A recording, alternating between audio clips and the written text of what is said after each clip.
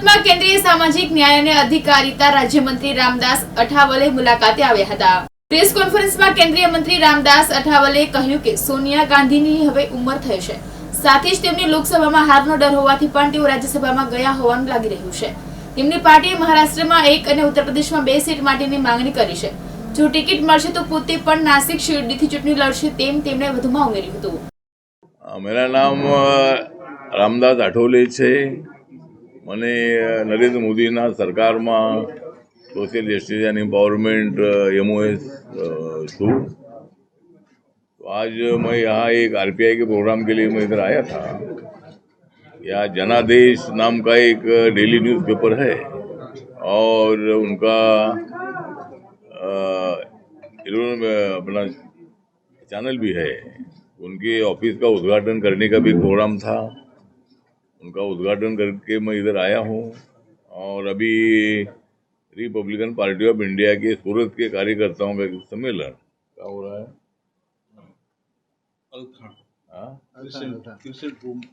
हाँ, तो वहाँ एक कार्यकर्ता सम्मेलन हो रहा है और उस कार्यकर्ता सम्मेलन में हम कार्यकर्ताओं को संदेश देने वाले हैं कि गुजरात में जो 26 सीटें लोकसभा की है, 2019 में माननीय नरेंद्र मोदी जी के नेतृत्व में 26 की 26 सीटें यहाँ लोकसभा की चुनकर आई थी।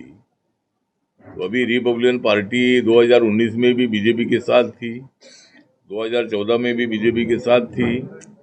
अभी भी जो अम्बेडकराइट वोटर्स है, दलित वोटर्स है, बुद्धिस्ट वोटर्स है, ये बड़ी संख्या में नरेंद्र मोदी जी का नेतृत्व पसंद करता है। और मुझे नरेंद्र मोदी जी ने उनके मंत्रिमंडल में ले लिया है।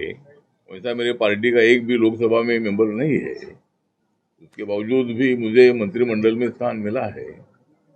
और बाबा साहब अम्बेडकर जी के बाद पहली बार RPI को मंत्री पद मिला है। मतलब दलित मंत्री तो काफी हुए थे, लेकिन बाबा साहब अम्बेडकर जी के बाद RPI को जो मंत्री पद मिला है, ये पहली बार मिला है। इसीलिए देश की जनता खुश भी है। और मेरी पार्टी खाली दलितों की पार्टी नहीं है। मेरी पार्टी में अभी अगर सूरत में देखते हैं तो यहाँ उत्तर भारतीय लोग हमारे साथ है, उड़ीसा के लोग हमारे साथ है, राजस्थान के लोग हमारे साथ है, महाराष्ट्र के लोग हमारे साथ है, गुजराती तो ही है। तो सभी जो सूरत में लोग रहते हैं उसमें से सभी जाति धर्म के लोग हमारी पार्टी से कनेक्टेड है। और गुजरात में हमारी पार्टी मजबूत करने की कोशिश हमारी हो रही है। हमारे अशोक भट्टी जी है और ये हमारे प्रदेश के अध्यक्ष है मौजू भाई राठौड़। मौजू भाई, देश भर में हवा है और वो हवा है नरेंद्र मोदी जी की। और इंडिया आघाड़ी की भी हवा है, लेकिन वो हवा बहुत कम हवा है। और वो हवा है विरोधी पार्टियों का जो इंडिया गठबंधन है। ये गठबंधन नरेंद्र मोदी जी को गाली देने का काम करता है। और हम इतना बताना चाहते हैं कि जितनी देनी है दे दो नरेंद्र मोदी जी को गाली, जितनी देनी है दे दो नरेंद्र मोदी जी को गाली, लेकिन जनता के सच्चे है नरेंद्र मोदी वाली। तो नरेंद्र मोदी जी सच्चे जनता के वाली है। देश विकास की दिशा से आगे बढ़ रहा है। नेशनल हाईवे बहुत अच्छे बन रहे हैं। गैस सिलेंडर घर घर तक पहुंच रहा है। हमारी जनधन योजना के अकाउंट 51 करोड़ से ज़्यादा पूरे देश भर में ओपन हो चुके हैं। देश की आज़ादी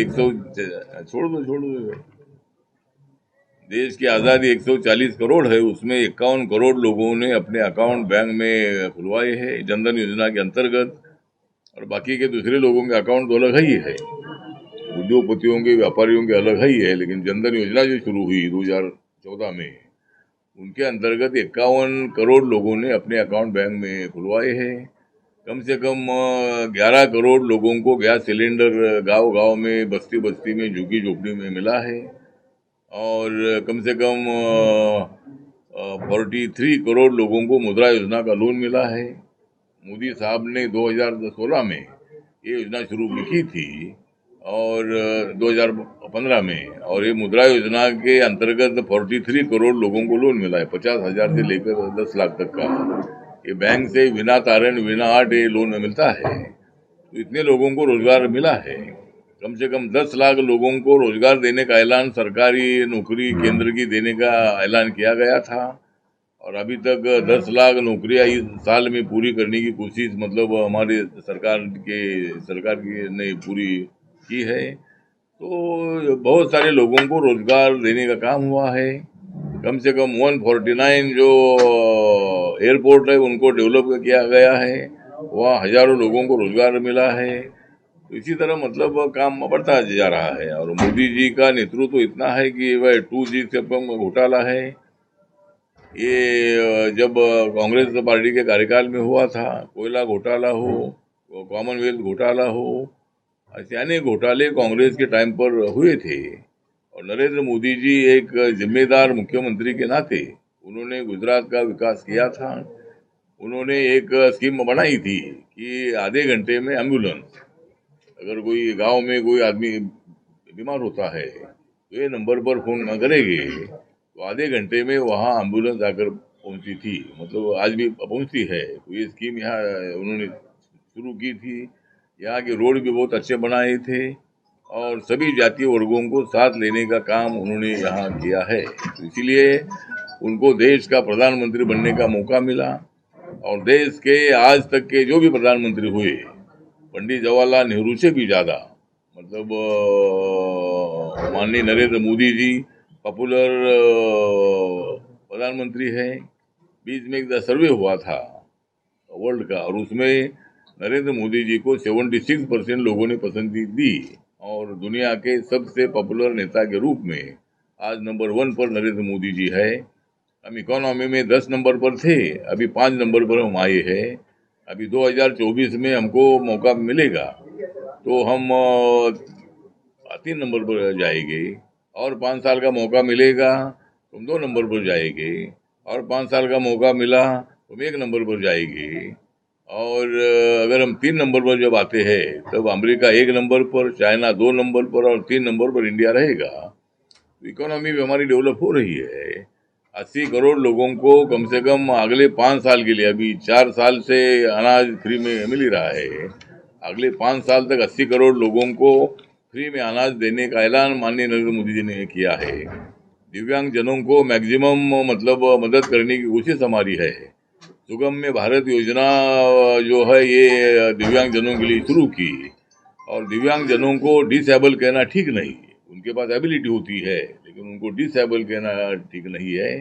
इसीलिए जिनका अंग दिव्य होता है वो दिव्यांग जन, इसी तरह का नाम माननीय नरेंद्र मोदी जी पीएम बनने के बाद उन्होंने दिया हमारे मंत्रालय के अंतर्गत आने वाले दिव्यांग जनों को। और मतलब देश भर में कम से कम 2 करोड़ 68 लाख इतने दिव्यांग जनों की संख्या 11 की जनगणना के मुताबिक है। अगर 21 का जनगणना हो जाएगी तो इसमें और भी आंकड़े बढ़ेंगे।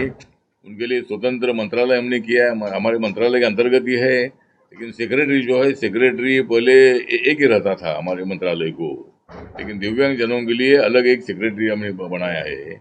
और दिव्यांग जनों का काम बहुत अच्छा होता है। नवसारी में माननीय नरेंद्र मोदी जी के जन्म दिवस के अवसर पर 5-6 साल पहले एक बहुत बड़ा मतलब उनके बर्थडे के वक्त एक दिव्यांग जनों का कैंप हुआ था। उसमें 10-15 हजार से ज़्यादा दिव्यांगजन हुआ। आज जो भी यहाँ, मेरा नाम नीलू सिंह है, मैं सूरत महिला मराठा मोर्चा की प्रेसिडेंट हूँ और हमारे साथ बहुत सारी टीम है।